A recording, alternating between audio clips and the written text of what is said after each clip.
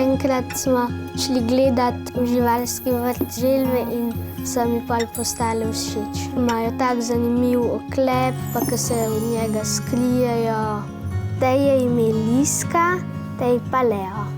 To je grška kornjača in kopenska želva. Želvam določimo starost po zarezah. 1, 2, 3, 4, 5. Sam skrbim za želve, kdaj pa tudi sestrica.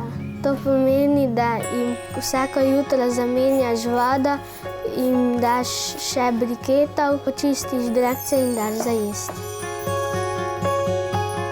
Tale je punčka, ker ima kratek rep. Imata mati, obstajata dve vrsti, ena živi v Amazonki, ena v Orinoku in teh želv se ne sme vzemati iz narave, ker je zaščitena vrsta. Je koščke rib in navadne ribe. Vsak dan moram izmeriti pH, koliko je kisla voda. Priporočam tistim, ki bi skrbeli za njih, pa bi vsako jutro dali za jesti pa za piti, pa ki jih zanimajo.